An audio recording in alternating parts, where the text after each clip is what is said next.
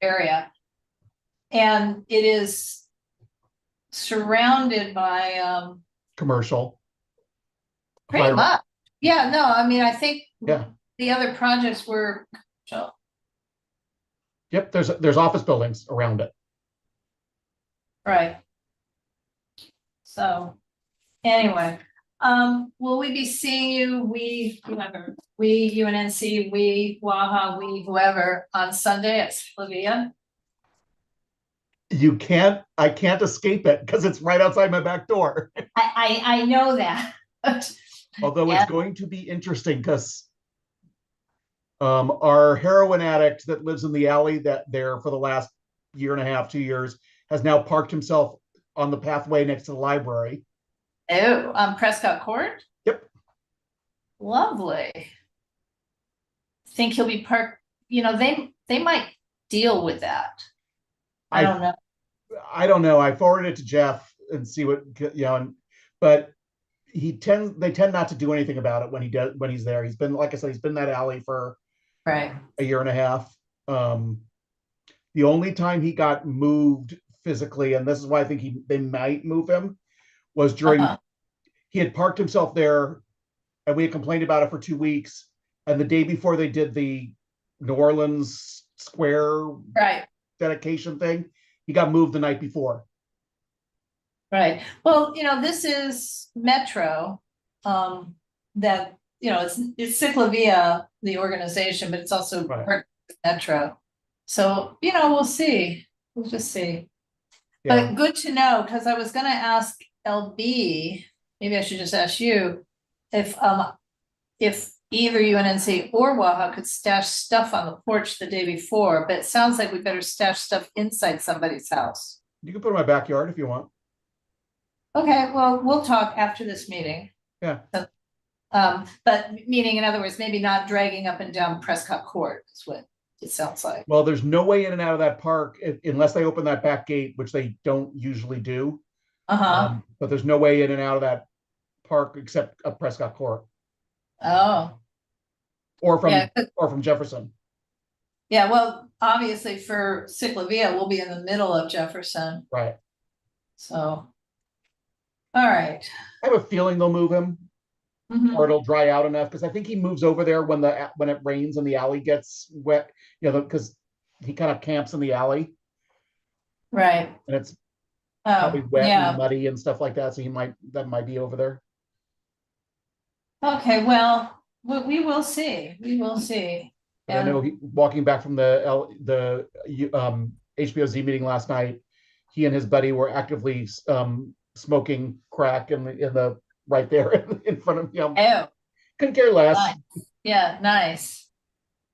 Okay, so it is 7:00, and we do have people. What's everyone's preference? Should I go ahead and start the meeting? Well, is it 7:00? Do you know where your children are? It's 7:01. We have Kevin, you're our applicant representative, right? Well, I'm looking at the computer and not at the screen. And we've got people, except for we keep losing Steve Peckman. Steve Peckman is never truly lost. I know that this is the third time he's trying to connect. There he is, connected now. Okay, so well, I think we may as well just start, because I know that Kevin has some elsewhere to go ish, other Zoom to go to, I think. But anyway, so I'm going to start. My name is Laura Myers. I am UNNC's vice president and co-chair of its planning and zoning committee, which is what's meeting right now. And I'm going to share the agenda. We are meeting hybrid, but at the moment, with the exception of Gavin, I am the only person in the South Seas House room. And so I'm hoping you all will let me know if you can see. We can see it. Thank you, Laura. Okay, so sharing the agenda, we have a welcome and call to order, review of our standing rules, introductions, voting affirmations, and review of the agenda. So let's just review the agenda and then I'll go back to the rest of it. Next, we will have general public comments. That is basically comments and announcements on anything not on this agenda, but within the purview of UNNC broadly and or its land use committee. Number 3 is a case at 3644 South 11th Avenue. This is the initial review of the project. It was just filed. We just received it. And so please treat it as a consultation. Even though I wrote discussion and possible action, but we have time on this one. And then item number 4 is for us to look at and review an already issued, but just issued a few days ago, letter of compliance regarding a new ED1 project at 1310 South St. Andrews. And this seems to represent an expansion of a previously approved but not ED1 project at the same location. And then following up to previous cases, old business, ENS, and then we adjourn. So back to the top. We have the welcome and call to order. Teresa, I see your hand, but I'm going to stop the share because I'm going to remind myself. Welcome and remind us all. We're going to review the standing rules. We'll have introductions, voting affirmations, and then I'm going to stop the share because what I see on my end is mostly the agenda and not the people. So Teresa, you had your hand up. Yes, I'll wait for general public comments. I know we have to do the voting. Yeah, let's do our introduction. So again, I'm Laura Myers, and I am a stakeholder. I live in Angeles Vista. And, what does it mean to be a stakeholder?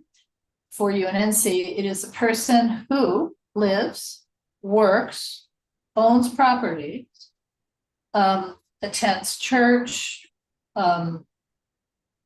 there's something I'm missing. Oh, attends school or is a parent of someone who attends school and or participates in a community-based organization, which is defined as a nonprofit 501c3 organization, which has a brick and mortar address within the boundaries of UNNC.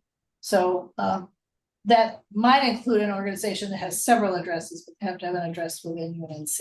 So a stakeholder for UNNC at our committee levels may make motions, certainly participate robustly in conversation, and can vote if there is a vote to be had. Okay, so I'm gonna call on you in the order I see you, which is in a circle. So I see Steve Peckman next. I'm Steve Peckman. I'm a stakeholder resident of Jefferson Park. Michael Kimbrough. Yeah, Michael Kimbrough. I'm a UNNC board member. I also live in the Avenues, and that's it. Okay, Teresa. Hi, everybody. Sorry, I won't be on camera tonight. I'm Teresa Masonette. I'm on the board of the UNNC, and I represent the West Adams Avenues. David. David Saffer. I am also a stakeholder, resident of Jefferson Park, but I don't have a neat haircut like Steve Peckman does. Ah. I like your haircut. And Kevin. Yeah, my name is Kevin Scott, and I am representing the applicant for a project that we're discussing tonight. Okay, so now I am going to making Kevin a co-host because he's going to do a presentation, but we're moving on to general public comment and announcements. Teresa. Thank you, Laura. I just want to remind everyone that ADUs can get ministerial approval from HPOZ planners. They do not have to go through the HPOZ board. We're experiencing that in the Avenues. We have already, but I want to remind everyone that any tree removals on those properties do require explicit approval. So even though the HPOZ planner may give approval, there has to be a separate approval for any tree removals in the HPOZ. Thank you. Oh, thank you, Teresa. is it your sense that the planners from the Office of Historic Resources know that they should be looking at the tree removals? Or are they ignoring that? If you I know, don't know, just to be quite honest. The one that we're dealing with now, the owner does not want to remove the tree, so is very concerned about preserving the tree during this construction of the ADU. So I don't know. I feel like we could talk to whoever the planner is and say, hey, just a reminder. But in this case, we don't need to. But I know Jefferson Park has HPOZ, and then University Park. I know you do some work with them, Laura, that they have an Right. HPOZ. So I yeah. just And there they do many ADUs, otherwise known as the building in the back, because ADUs are no longer limited in size or even scope compared to the front house. So, Yeah. all right. Question. Okay, thank you. I have a question. I can't find my hand to Oh. raise. I'm sorry. Look at the bottom of your screen. Yeah, I see it, but I don't Do you see react now? I mean, they've changed it to react, at least on mine, to react with a heart. But if you click Oh, on it, okay. you have Okay. a raised hand function. All right, hold on. Okay, got it. Okay, thank Okay. you. So, Teresa, Yeah. regarding the tree removal, I'm not planning an ADU, and I am an HPOZ, but I do have a tree in the backyard that at some point we're going to take down. Oh, Do I need okay. do I need permission for that? Yes, you do. In HPOZ, all exterior landscaping, Uh-huh. all landscaping has to be approved by the HPOZ board. And what's the baseline for that? Is it just discretionary, or if it's diseased? I mean, what's the criteria for that? I mean, this may not be the place for that. I really don't know. That the few times that I've participated in the HPOZ and I've heard residents come in, it was because of foundation damage. The roots caused foundation damage or sewer damage. I mean, it wasn't like they just wanted to remove the tree because it was, Yeah, Michael, my experience, and I sometimes go to a number of different HPOZs because I might have a client. Uh-huh. So I've been to a lot of them, is that often, I just don't know about the current people at OHR, but often in the past, the applicant to remove a tree, then this is a mature tree with a certain dimension, not a weed tree that just No, came up. no, it's a Yeah. Yeah, they tree. usually have to present some sort of arborist report to remove a tree, in my experience. What But if I replace the tree? yeah, I don't think that's not the issue. It's the yeah, I mean, maturity. there's no way, I don't know what size tree you're talking about, Michael, It's but big. Yeah. yeah, so imagine how many years it will take to, for that replacement tree to sequester the amount of carbon that this large tree does, to provide amount of shade. That's something we're very concerned about, shade. No, and it provides a lot of shade, but it's close to the house. It could fall. I mean, there are a lot of factors that Yeah, will play well, here. so we're kind of digressing from Yeah, I know. public comment, but again, that's what's usually the determinant for an arborist report. That's why they do that. Okay. And then good they enough. say some of the stuff you're about to say. And yes, people are concerned with climate change having killed or near killed some trees. They don't want the trees to fall in the houses either. Right. Perhaps we can agenda that to a committee meeting, agenda It's this stuff. it's not an imminent decision. It just Yeah. the conversation was drifting that way. I thought I'd ask. Okay. The That's other all right. thing, Laura, that we'll see, and this is coming up quite a bit, usually right after fires, is insurance companies are really Correct.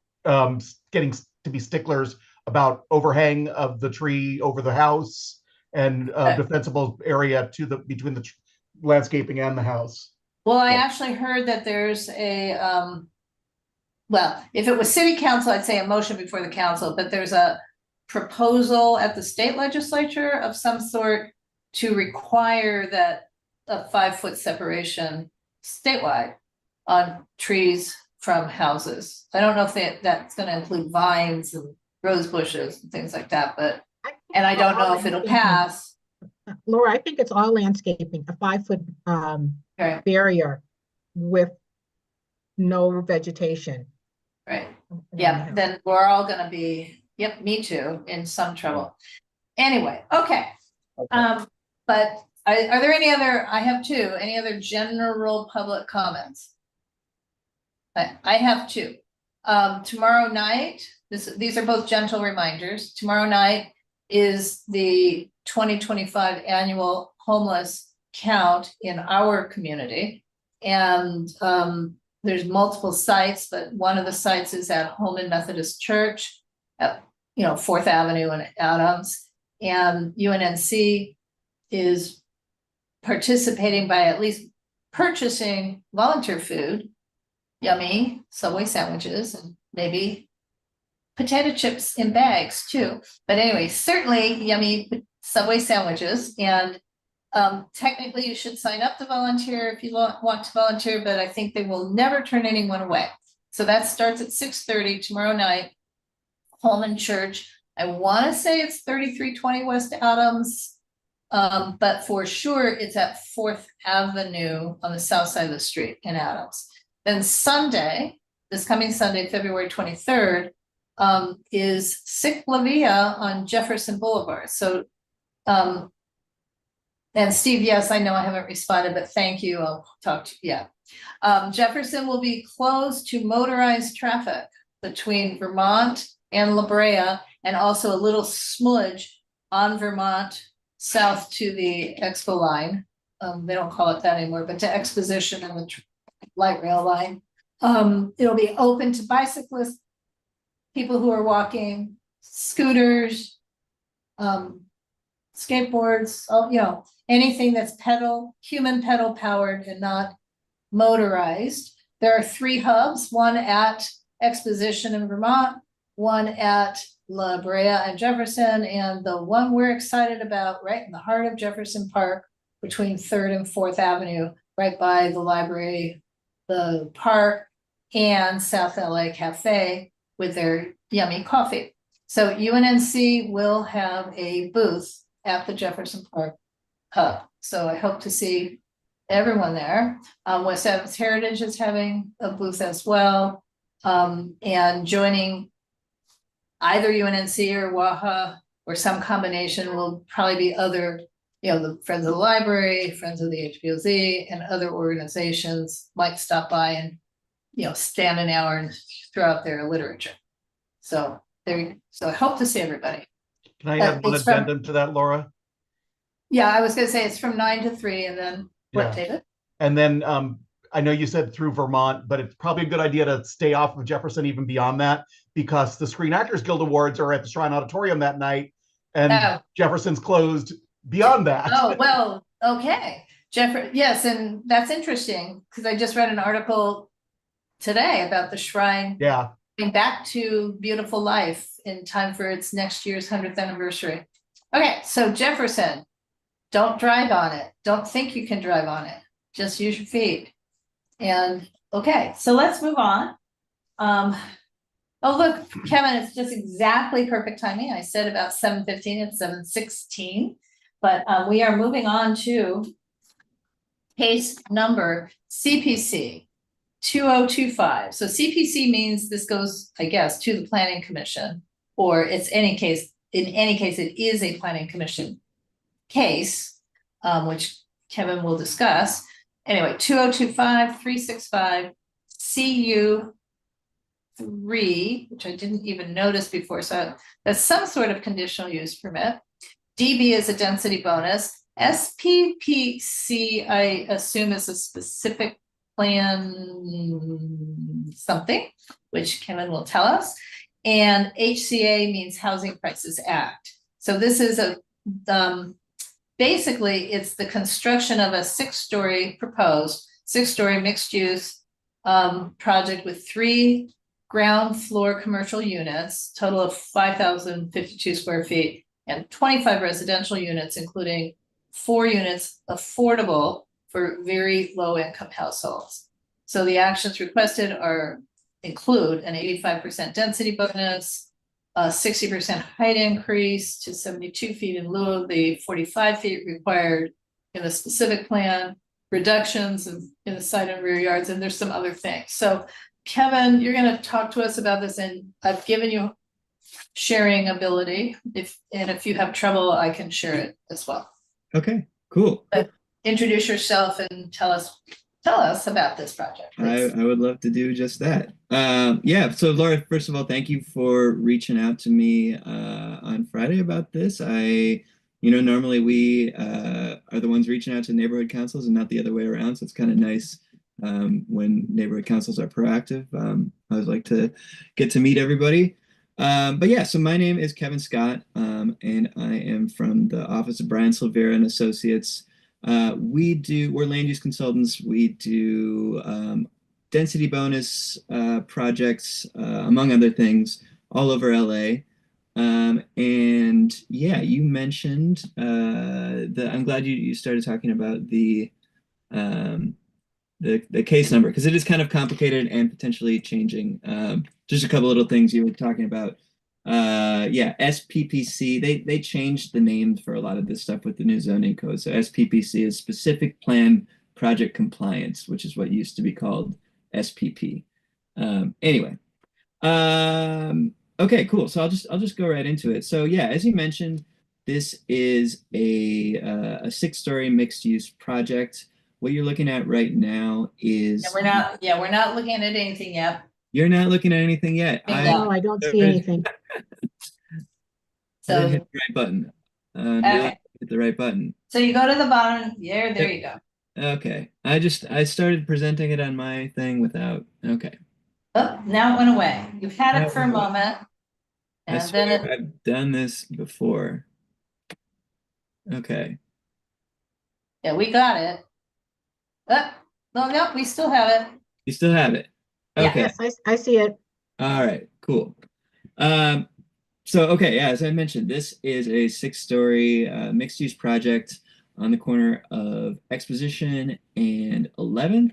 And what you're looking at right now is elevations from the south side, the side along Exposition. Just for a bit of context, so again, Expo and 11th, the map is kind of cut off here, but if you go to the left, to the west there, that is Crenshaw right there. So about a quarter mile away from Crenshaw, and you have 2 different train lines that are stopping there. So you've got the Expo Crenshaw stop for the E line and for the K line right there. This is a Google Earth image of the site. So as you can see, it's an irregularly shaped site, a corner lot. The project or the site has a warehouse type building on it right now, in one corner of it, and then it's being used for vehicle storage for some kind of industrial purpose. I'm not actually totally sure what they're doing right now. But that's what's going on right now. And there is a parking lot. Actually, that's to the north. This is a little bit turned around for perspective, but there's a parking lot on the one side. And then you've got the E-line tracks on the other side there. So here are some photos of what the site currently looks like. So on the left side, this is Expo. So you can see the palm trees there. On the top, and then on the bottom, that's just if you were to go a little bit down the street to the east. And where that gate is, that is the alley right now. Right now it is gated up. And then on the right side of the screen, this is the view from 11th. And you can see in that bottom photo the parking lot that is just to the north of the project site. So as you were already laying out there, yeah, it is 25 units. 4 of those are affordable at the VLI level. Just so you get an idea of what that is for a 1-bedroom affordable unit, VLI affordable unit. The rent is $929 as of this year. There are 3 commercial units on the ground floor. It's 6 stories. Because the project is only about a quarter mile away from those train stops, it is AB 2097 eligible.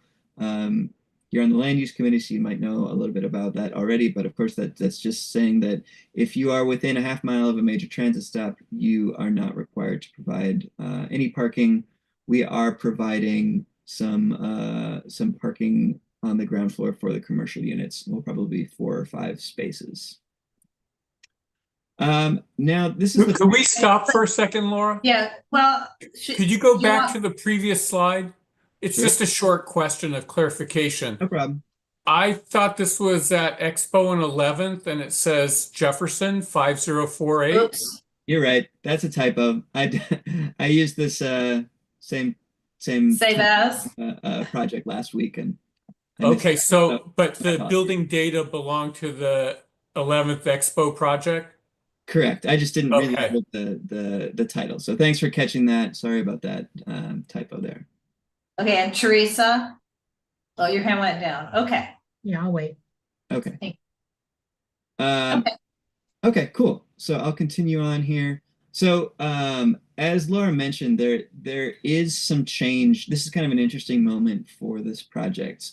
So CHIP, the Citywide Housing Incentive Program, was just approved by the City Council the week before last, and then went into effect last Tuesday. And under CHIP, there are a few different programs. One of them is for mixed income projects like ours. And within that, there's this thing called the Transit Oriented Incentive Area. So that's basically what is replacing the TOC program. I know it's a lot of alphabet soup, but y'all are land use people, so I think you'll probably follow along. So basically, this is a tier 2 transit oriented incentive area that lines up with tier 3 TOC. And if your project includes the requisite amount of low income units, you get a number of base incentives and additional incentives. So you get a 22-foot height increase above what's allowed by the zoning or the specific plan. You get a maximum FAR of 4.2 to 1. You get a 110% density bonus. So those are the base incentives. So this project, that height, that's kind of really the thing that is potentially changing here. So what I submitted as a density bonus project shows a 72-foot building. We are considering flexing this to a CHIP project, and in that case, we would have to get the height down to 67 feet in order to qualify. I see a hand from Michael. Do you want me to stop and then I can keep explaining? Well, I don't know, Michael, is this relevant to the slide? Or can we let the presentation happen and then come back to questions? Michael? Okay, I'll just Yeah, continue. keep going, We'll Scott. come back to questions. No, I Okay. was on Oh. mute. I was talking, but I Oh. muted myself. I'm sorry. I'm just a little confused. I'm familiar with the CHIP program, and I'm just curious, you're using density bonus or tier 2 TOC. Which way are we headed? So technically neither of those things. I mean, you get a density bonus. You get a bonus in your amount of units that you can have as part of CHIP, as part of what they're calling TOIA now, TOIA, Transit Oriented Incentive Area. So that's the program that we're very likely to flex this. So what you're basically, it becomes a not commission case. Exactly. So yeah, I'm glad you brought that up at the start, because when we filed it with a conditional use permit, it would be a CPC case. As a CHIP project, it is a DIR case. So there is, I believe in a DIR, you have a virtual public hearing, but it's just a director's determination. And all this is because you're within the half mile of the transit. Not exact. I mean, that specifically has to do with the parking. because it's half mile. That's the AB 2097. But it's not unrelated either, because the transit oriented incentive areas are kind of based around where there's high quality transit. So there's a map that the city has released that shows the transit oriented incentive areas across LA. And there's different tiers, right? So you get more incentives, more density, more height in the places that are closer to the more high quality transit. So this is the middle tier. There's 3 tiers. This is tier 2 that this project is in. Yeah, so it's a lot of information. It's new. It's taken me quite a while to get my head around the whole program. Well, why don't we look at the project and then we can talk about these technicalities? Because I understand that part of the technicalities will be the time frame, what kind of hearing, you know, what role can a neighborhood council play? But let's see the project and then come back to that. Yeah. The last thing I want to mention with this incentive is this loading zone requirement. So if you have a mixed use project in a C zone, there's a requirement for a loading space. The loading space has to be 20 feet by 20 feet and 14 feet of vertical clearance. So it's that 14 feet of vertical clearance that was really making the building needing to be 72 feet tall. So if we remove the loading zone requirement, there's an incentive that we can use to remove that. It doesn't have to be 72 feet tall. It can be under the 67, which is what's allowed. Anyway, these incentives are, again, new to everybody, and I'm still just getting my head around them. So we can go back to that. Yeah.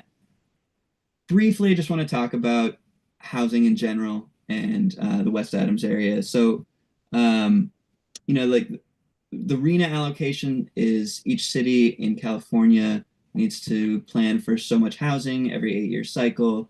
LA is supposed to plan for about 450,000 units.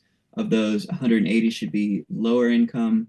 And there's an independent research organization that has kind of broken that down by community plan area based on population. And West Adams, Baldwin Hills, Lamert should be providing about 17,000. Obviously, these numbers are targets, and this project is only 25 units with 4 affordable. But it just kind of gives you the idea of the scale of the problem of what we really want to be aiming for.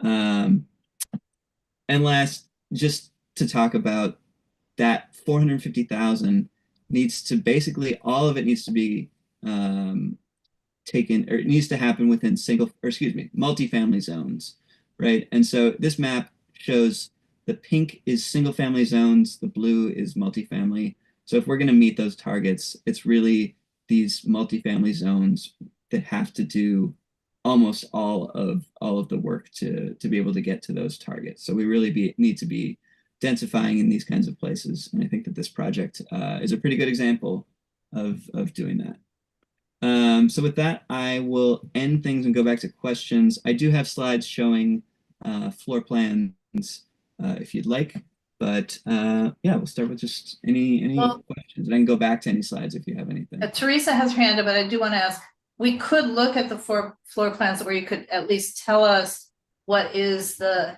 average size or typical size and makeup. I mean, are these studios? Are they 1 bedrooms? Are they 2 bedrooms? Sure. Yeah. So they are 24 1 bedrooms and 1 2 bedroom.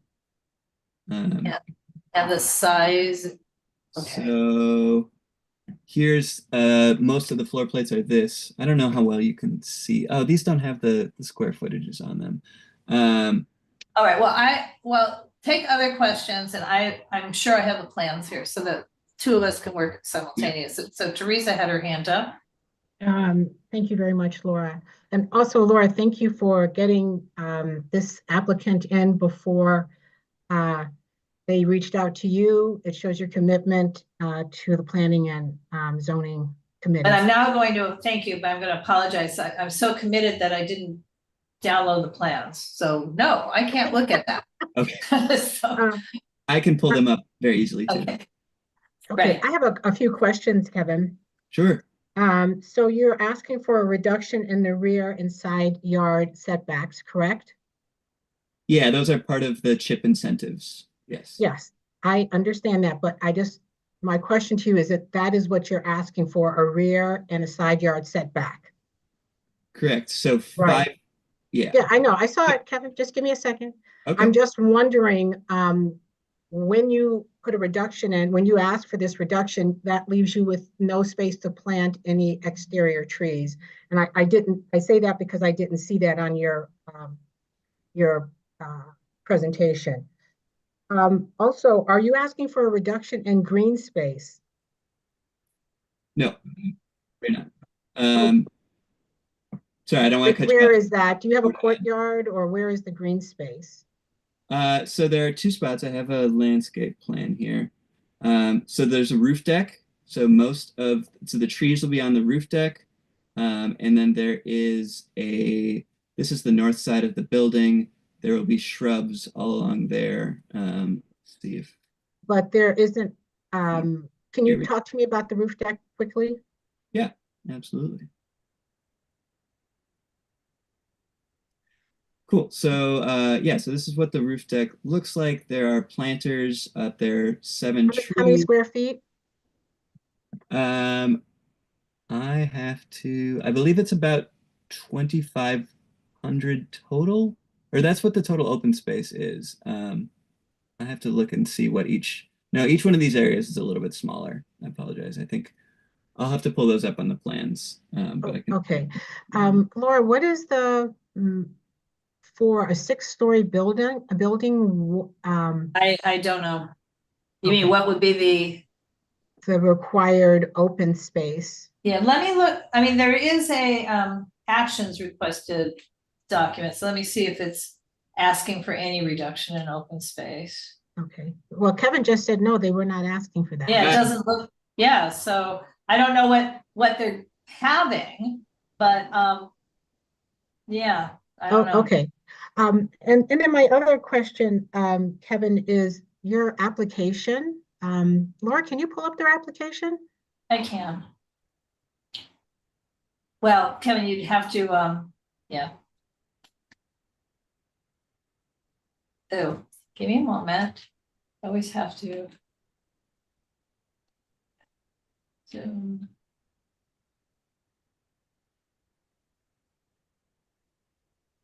Okay, so the And in the just scroll application, down. yeah, Okay, and I Laura. was gonna say, in the application, I know you're maybe gonna say, see Yeah, well, then let me attached. say it then, Laura. Then let me say it. Okay, go ahead. Yeah, go down right there. So Kevin, you just showed all those palm trees, which really are not trees, but plants, and there's some other tree there, but you don't have that box marked, removal of on-site tree. So that needs to be marked, and then I think you'll have to get some, file a document that UFD will give you permission to remove those trees. So it's not there's one tree on site is what they count. There's a Chinese elm. I know they're not protected. I drove by, and I'm the tree person for the UNNC. You still have to identify it that you're going to be removing trees. Yeah, that's a mistake on the application. So I apologize. Okay. All right. Those are all my questions. Thank you. Sure. Okay, so do I need to keep this up? Steve No, has it. not for me. For Steve, anybody? Or can I dump the application? Yeah, not for me. Okay. I want to second Teresa's comments about Laura's preparation, so thank you.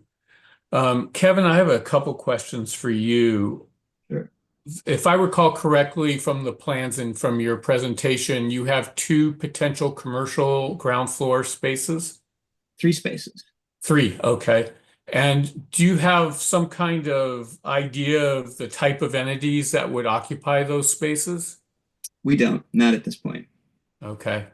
My question is ultimately going to be about parking because parking's really at a premium in that area. And if you have 3 commercial spaces there, where are people going to park? How will the commercial spaces actually survive being commercial businesses? Yeah, it is a good question. I mean, I think this is something that comes up a lot since this bill was proposed, or since this bill was adopted, right? It says that basically, if you are in these areas, that no commercial or residential building can be required to provide any parking. And so the idea is, the hope would be that more people are willing to use transit, use active transportation, and not arrive by bike. It is also very likely that some people living in the building would use street parking nearby. I don't think there's any way that you can really prevent that. And it's an issue where these projects are being proposed all over LA, but it is one of the things that has made housing so incredibly expensive in LA is the inclusion of parking in all cases. And I get all those reasons, but some of them aren't very compelling to me, and I'll tell you why. Um, it seems to me that in order for a business to survive, there has to be some parking for it. Whether it's going to be required by the city doesn't mean you don't have to do it as a builder, right? A requirement and a builder wanting to do it are two very different things. A requirement means that the city is making you do it. You doing it on your own behalf in order to ensure that businesses could actually thrive and survive is a different issue. The city's not going to object to you putting in parking, right? So I don't think that really gains any traction in this kind of discussion. Um, Depending on the types of businesses that are going to be there, it doesn't seem to me a good community option to have businesses there that aren't going to thrive and just having empty space, right? We don't need more empty commercial space in the greater West Adams area. So I would strongly encourage you to rethink the parking, principally because, as I recall, I don't think there is parking on Expo, right? not on Expo, no. Right.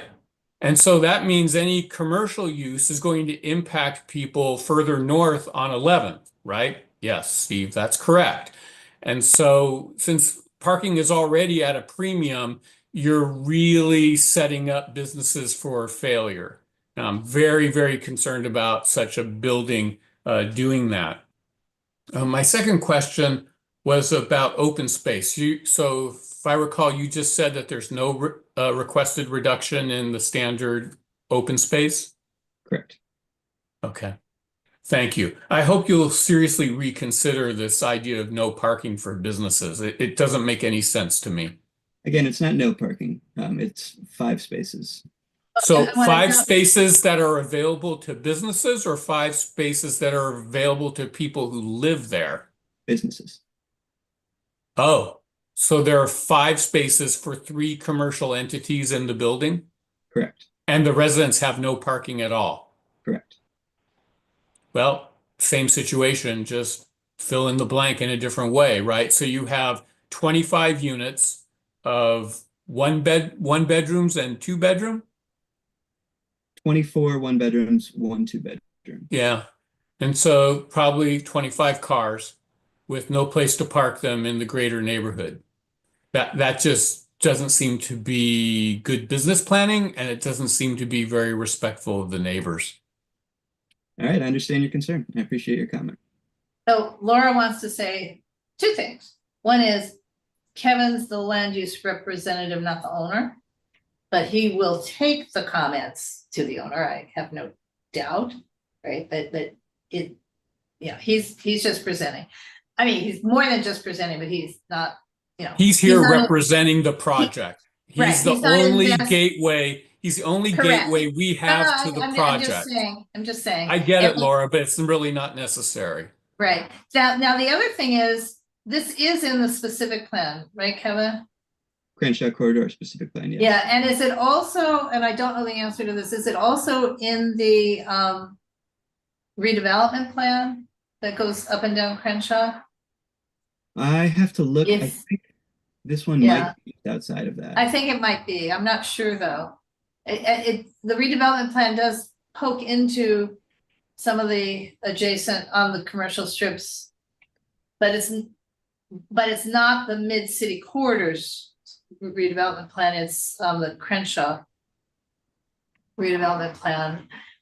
And I'm asking because the specific plan actually, oddly enough, Steve, demands that they not park to 100%. Now, they're not even close to parking to 100%, I recognize that. But it has some language in it about wanting to have less parking, weirdly enough, in the specific plan.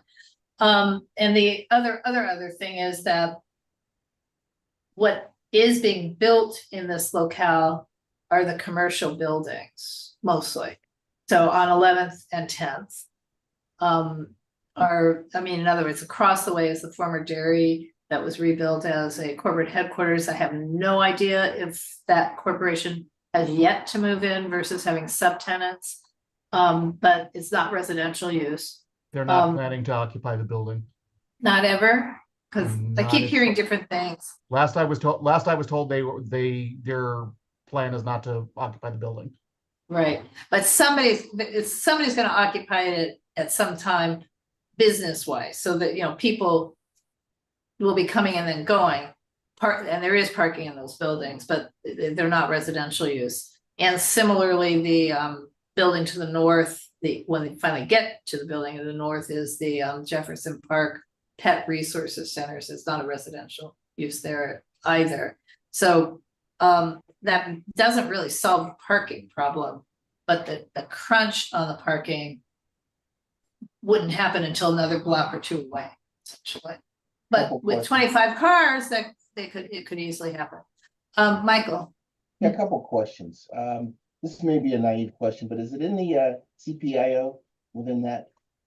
it's not in a CPIO, Michael. Okay, number one. Number two, can you pull up the site plan and the elevations one more time and just kind of walk us through? Is there a height transition? I saw on the one floor plan, it looked like 5 units, and 5 units over 4 floors is 20. Is it 5 units over 5 floors, which would be 25? I don't understand the math. Sure. But again, there's no transitional height required in this zone. Okay, This is not adjacent to residential. okay. So the one floor plan you showed right there, that's a single and 2 1-bedrooms and 3 1-bedrooms and a 2-bedroom. There's only 1 2-bedroom in the Yeah, in the building, right? the 2-bedroom is on the 6th floor. So yeah, and actually, as I'm looking at this, I think I had it labeled wrong on the plans originally because this is a studio. Yeah. But yeah, so this is 1, 2, 3, 4, 5, 6 on that floor. Actually, I don't have every single floor laid out here, but I can email you the plan set that does have that. Well, that's Yeah. gonna be reviewed in the planning. Is there a hearing associated with this? So if it is a chip project, it'll just be there will be a virtual public hearing and a director's determination. Right, but this is a multiple approvals though project, right? Because the specific plan also needs to approve one way or another. Is that right? There was, I believe there still is the SPPC. Yeah, plan. but yeah, I mean, it may be it's completely compliant, but it still has to be approved by by whoever the specific planner is, Right. which may be the same planner who conducts the virtual hearing. I don't know. Yeah, I'm not sure who that will be yet And either. the housing department is yet to weigh in on the very low income units. Do we know how that's going to be distributed? Is it too early to know that? I'm sorry, I didn't hear the beginning of your. He's asking if the housing department has yet weighed in, but Michael, what happens is that comes a little later. Yeah, I This is know. a 6-story building. 4 of the 6 stories each will have 1 affordable unit, Well, it won't be the 2-bedroom, that's for sure, yes? and that's probably for sure. Mhm. And it probably won't be, unless there's a lot of studios, it probably won't be the studio either. Teresa? Thank you, Laura. Is this an ED1 project? No, No, okay, just wanted to make sure, thanks. no, there would be 4 affordable units. And 21 other. Okay, I know that there's some a developer can circumvent some of the tree requirements and the open green space requirements for ED1 projects. I just wanted to make Right. sure. Right. So Kevin, the main thing is, some of the main things are, I don't really have access to Zemus here, so I'd like to know if it's a redevelopment plan. It's Right. not. I just It's looked not. it up. It is not. Okay, so it's a multiple approval, but it's only 2, specific plan and then whatever is gonna be required on this. David Sapper has his hand up. Yeah, sorry. I'm trying to figure out on the first floor plan where those parking spaces are located and where would the egress and ingress be? Sure. So the parking spaces are here. I have this circled. Oh, that's what it is. Okay, sorry.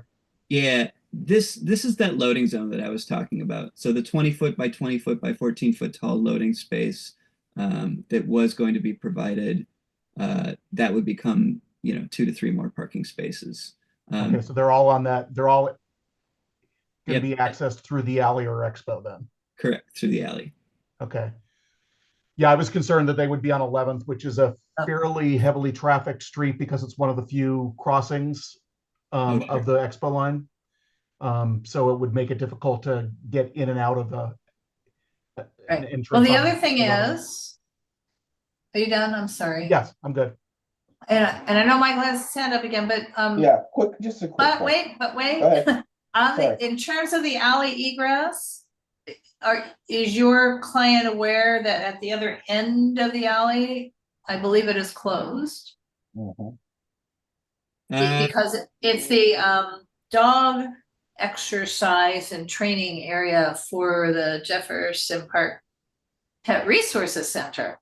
So it's been closed for about I don't know, 8 years now. So Yeah. are they designing the egress so it's only to, clearly only to Expo? Yeah, I mean, well, again, only to the alley, right? So the alley. Yeah, no, I understand. The alley, as you go north up to, I don't know, is that 36? But- It is closed on the other end. Yeah, so you would only be able to enter and exit those 4 or 5 spots would only be accessible via. Right, but I'm via trying to have clarity that the design will show it, because I don't know how casual or not casual that closure was. I mean, it's the city did it. The city owns that location, and the city actually is who closed it, but I don't think it's vacated, is what I'm trying to say. So I want to make sure your client and whoever's approving these plans knows that they should show that the egress is only to exposition. Cool. I will make a note about that, and I'll see if I can find out from the city what. Right. Steve. Yeah, thanks for bringing up the alley. I forgot I also had a question about that. How wide is the alley? The alley, off the top of my head, I can look at it here on Zemus and we can figure this out real Yeah, quick. because I didn't see it in the. I'm looking at Materials Google Maps provided. right now, and there are cars parked on it, and that pretty much takes up the whole alley. You might barely be able to fit a second car through. So are you planning to widen the alley? No, there is not. Well, okay. I'm gonna have to get back to you on that too. Yeah. Okay. The follow-up question to widening the alley is, will you be making improvements to the alley? Okay. Well, also, the follow-up to the follow-up to the follow-up would be, is exposition considered the kind of major thoroughfare where you can't have a driveway? I don't know why it would be. It's not that major of a thoroughfare. Why wouldn't the driveway be on Expo instead of the alley? She asked naively. I'm not sure. The project was designed with the idea that it would be very few parking spaces, and so the alley. No, I understand that, but I'm just saying, not sure how viable it going in and out of the alley is. Question. Because of the width issue?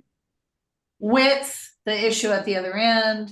I mean, going back years, I feel like we had the same discussion when everything was owned by the Olson Company and they were gonna do the townhomes. And it was sketchy then, the idea, but they were gonna have projects on both sides, meaning the east side of 11th and the west side of 10th. So they were gonna essentially remove much of the alley. That didn't happen either, clearly. But it's only 15 feet wide. I don't see how that's a really viable share space. It'll be, and it'll be 15 feet. The rear yard is 15 feet from the center line, right? So it'll be 15 feet from the center line to where the building starts in the back. So indented a little more than currently. Correct. So Okay. is the alley currently, it's a two-way, yes? Well, Looks like again, it- Michael, it is closed at the other end. So somebody driving north on that alley, it's not a cul-de-sac. There's no place to turn around. Well, what's that adjacent to the north? That looks like a parking lot. There's a parking lot, and then when you get to what's called the Jefferson Park Pet Resources Center, otherwise known as the former 11th Avenue Animal Shelter, Yes, the alley is closed. okay, so. And so if you drove north, whoever you are, now you're finding yourself having to back up Right, in reverse to get out of there. well, Yeah, two questions come to mind. It looks like the alley is two-way. I don't know if it's only 15 feet. That's neither here nor there. But the question would be, has anybody given any thought to doing a covenant on the adjacent parking to the north? well, it would be a different ownership. Well, it's been done before to provide parking for the No, tenants. I understand. To alleviate some of that parking problem that I think Steve brought up. Okay, well, Yep, that has not been discussed. I appreciate the idea. I and could we don't know who the ownerships are. Well, I mean- I just, as an alternate to the parking headache that everyone seems to be anticipating, that looks like it might be an idea to alleviate some of that. Yeah, Well, well, and they there's built actually a few parking structures that have been recently constructed in association with Yeah. commercial buildings as Recently well. put in a parking structure along 36th, so there's that one Right. too. Okay, Right. Good. So, and there's actually even talk of another metro parking structure a little bit west. Who was up next? Steve? Yeah, thanks. This is it for me. I should have said this at the top. I appreciate that this size and massing of a building is happening in this kind of lot where it's Yeah. not directly adjacent to single-story houses. The major problem we've had with a lot of proposed buildings in our neighborhood is story cubes right next to single-story houses. And so placing it in this kind of location, I think is very smart. So I just wanted to say I appreciate that. Right. appreciate the comment. And then, okay, so I have a couple more things, Kevin. What I'm not, we haven't discussed, we used to discuss it all the time and then COVID hit and we've been forgetting to discuss it.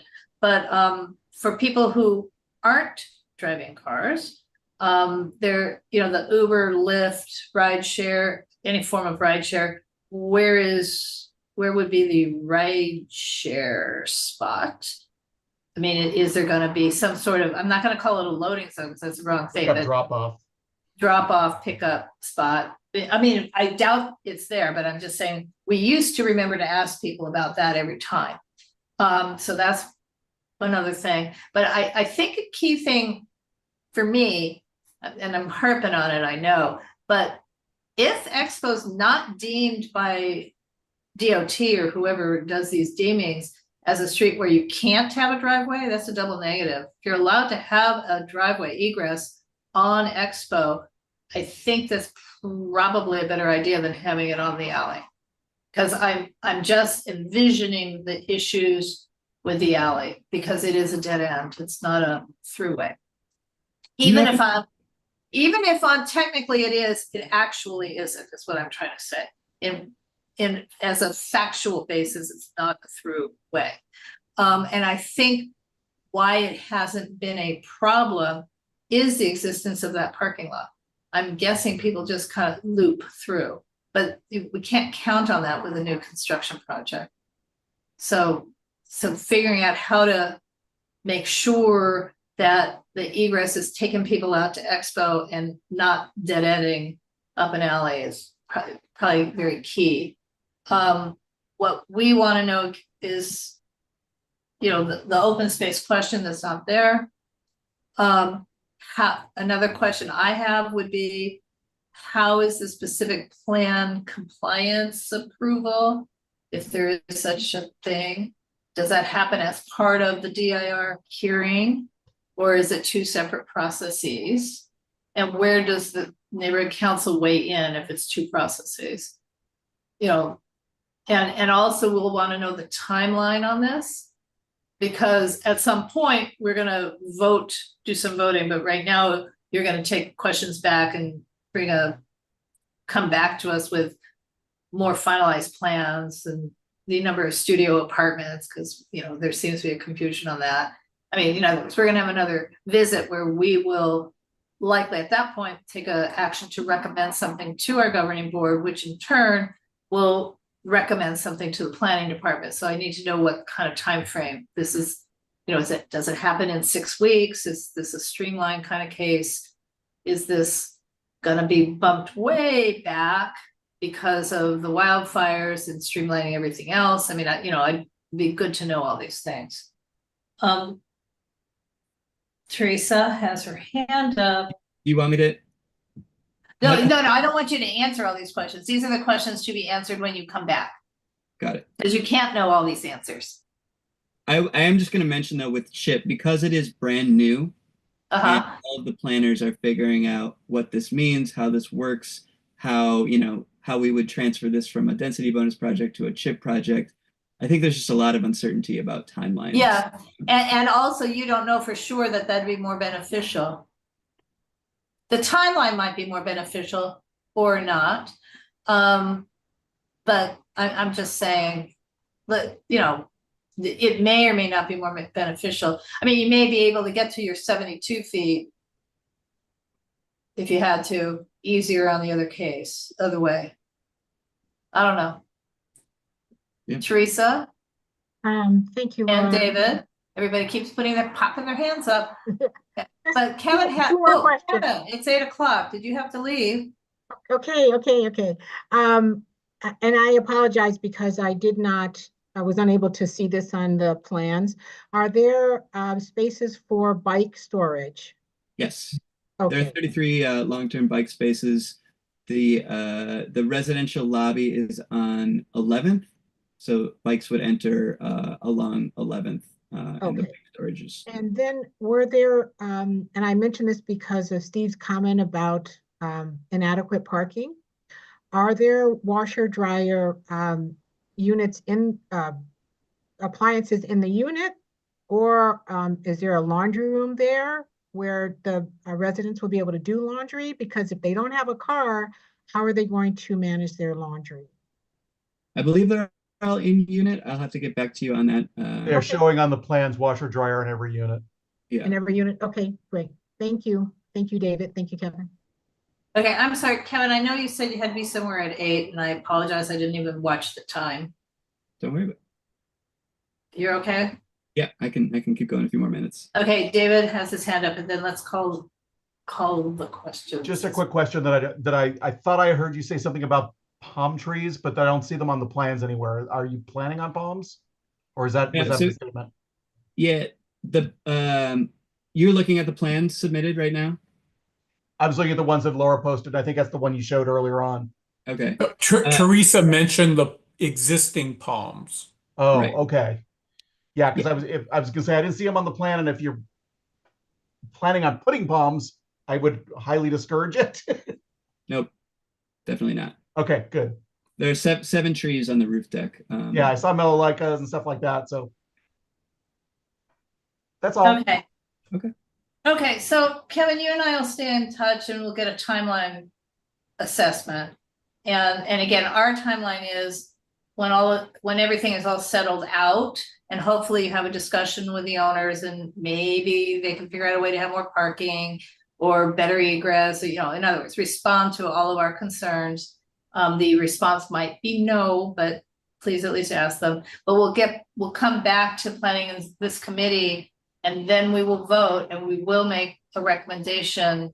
It could be any, full approval with conditions. We don't support it, but whatever the committee does, it's really a recommendation to our governing board.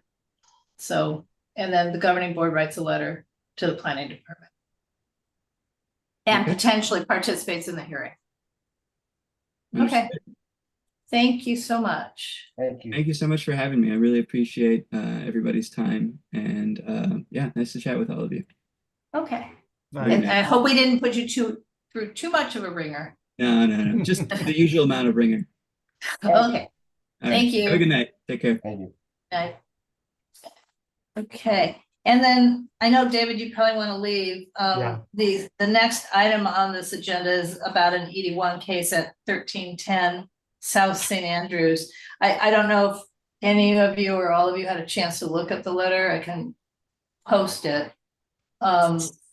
Share it. David, you're saying goodbye. Bye. Or yes, bye. I'm gonna have to go in about 5 or 10 minutes. Okay, well, I'm asking, should I share it or can I just discuss my concerns? Why don't you raise your concerns? Yeah, I agree Okay. with Steve, what we all read. That's fine because it's a long letter, but essentially, this is a big old house that's been majorly converted. 1905 or 1908. I mean, it's one of those at 1310 St. Andrews, and it was approved for a TOC project a couple years back, and it took a while to get the approval. It was going to be like 46 total units, but there was a clear effort, which was unusual on the part of the housing department, to demand a full set of replacement housing, or as close as they could get. So I think in the end it was approved with 8 low-income units, true low-income units, and as replacement housing. Technically, on paper, this is an 8-unit building. In 1945 or 46, it was converted from a big single-family house into housing for returning veterans with permits. And then over time, in practical fact, there's 2 unpermitted units so there's 10 units there total. So in the LOC, as I was reading it, it's now proposed for 82 units, of which only 5 are either ELI, extremely low income, or VLI, very low income. And all the other units are mostly they are at that quote affordable level, and a few are at moderate. So I'm going to remind everybody, affordable level, the phrase, low income, affordable, is for households in 2025, starting at $77,000 a year annual income and going up for there. I mean, 77,000 would be the individual, and it could go up from there. And then moderate is even higher income. So the people living there now are living in what we would probably call light housekeeping rooms or SROs. They would not be this level of low income. This is their lower income. The letter, the LOC letter of compliance, does not, first of all, it doesn't even reference how many units are currently there being demolished and how many households are being moved. We know it from prior case, but also there is no right of return referenced in the LOC, and I'm very concerned about that. So I would like to recommend to the governing board that we write a letter of concern about that. So, in other words, giving up the idea of trying to save this big old house, because I think it was approved for demolition 2 iterations ago already. And it was already reviewed by the Office of Historic Resources. Lambert Giesinger actually went out and looked at it. It's in CRA, so it was required to have a real review, and it's gone. It's going to be demolished, but I don't think we should be just, removing all those tenants and not creating housing where they'd have a technical right of return. I support your position, Laura. I do too. And I do too. And also, Laura, that developer, Jordan Barokium, I think he's done some Yeah, he other- was a other former development. council. Yeah, there's something else that makes me feel like he's not the best person. Well, his absence tonight don't use that against him. His wife had a baby either today or yesterday. I mean, she was Yeah. going into labor. So So what? I think it is okay that he is not here. Yeah, we didn't ask his wife to be here. What's the problem? You Yeah, guys are crazy. fine. But the point is, he was, when this case started, he probably was the CD10 planning deputy. Not this current iteration, but when, Under Wesson. yes, it was pre-COVID that this Yeah. all started. Under Yeah. Wesson. Yeah, and then, but the point is, we shouldn't be doing this. I mean, in other words, yay. Right. We agree with you. Okay, Yeah. so do we need a motion that I should draft a letter and? No, I just move draft that it. I Okay. move that we draft a letter to protect those people who are currently residents at that building and try to get them right of return. I I second. second. Okay, Oh, I've All right, heard. at their same income level. Yes, absolutely. You know what's Yep. really sad though, guys? Is that $77,000 is considered low income. That's right. It's pathetic. It's totally out of touch. Well, okay, whether it's pathetic and out of touch or not, I mean, it's the title low is what's out of touch, not the category. But I feel strongly that the mayor's ED1 should never have included that category or the next one up. Because Right. the reason the developers are so happy to use ED1 Yep. is because they would be building that level, the housing they'd be building is for people anyway, who are freshly out of college and have their first professional job and they're making $75,000 a year. That's who young renters can be. The fundamental issue with ED1, there is no ED1 project that should be approved that displaces low-income people. And that real low, Yes. I mean, Right. Right. true low. It's totally contrary to the concept. Right. Correct. All right, well, I'm happy to draft a letter. Do we want to see it again on March 5 or should it just go straight to the board on March Should go I 6? say as to the fast as board. as fast as possible to the board. Okay. And if you All right. put it in the packet, I'll take a look at it before, Oh, yeah, and I'm Well, not wait a gonna minute, just, the board is March 6th, isn't it? correct. We may or may not have a P and Z meeting on the 5th. I'm just asking, do we need to Oh. agenda this No. the night before? Or just No. straight? Not unless we're gonna do something else. Okay, I trust you. Yeah. well, I'm not gonna do it by myself. I will have Teresa, maybe John. I trust you and Teresa. Trust thank you, John. Steve. No. Okay, fine. All right, any follow-up to previous cases, ENS and old business? Is there I don't anything- want to protract this, but for some reason I didn't get the notification about the meeting where the alcohol dispensing at the museum on Jefferson and Arlington. You didn't? Well, that went I out. didn't attend that. That was on a January Yeah, it was a PNC month meeting. ago. The last And meeting. then governing board. You didn't get What that? happened? So no, I didn't. So I didn't attend the meeting.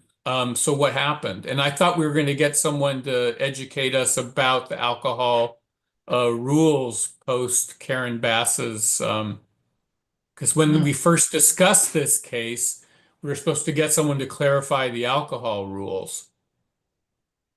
Anyway, I Well- missed the meeting. If you could just briefly tell me what the outcome is. Are they The approved final by the outcome is board? the governing board approved it. Okay. It's just But they wine and beer. obviously. Hmm? Wine and beer. Wine and beer. Yeah. Yeah. But was it just for the openings at the museum or anytime the museum is open? Neither, it's something in between. The museum, in theory, the museum is open sometimes during the day. That's not his intention. But when he has events in the museum at night, was what he was saying, basically is his idea. That doesn't mean the permit is limited to that, but it's not like you can walk in the museum and buy a drink. It's not gonna always Okay. be selling, but it's also not gonna be only a few times a year. I think what Right, he's but- trying to do is monetize the space. Right, but Yes. the intent was to have it for events and not Correct. when the museum is generally in operation. Correct. Okay, He that did makes men- more sense to me. Steve, you did mention something about after 6 o'clock, if I remember Yeah. correctly. Right, but the permit itself doesn't say that. No. Yeah, to tell you the truth, I've never seen the museum open, but that's a Well, different I think situation. this coming Sunday will be an interesting test. I hope he's open on Sunday at Ciclavia. Okay. Mhm. Anyway, I mean, yeah. thank you for the update. I appreciate it. And thank you, everyone. I have to go. Yeah, Good night. I think we all Yeah. have to go. Take care, Okay. everyone. Good night. Thank you. There's you, nothing else. Laura. No, Good we can meeting. go.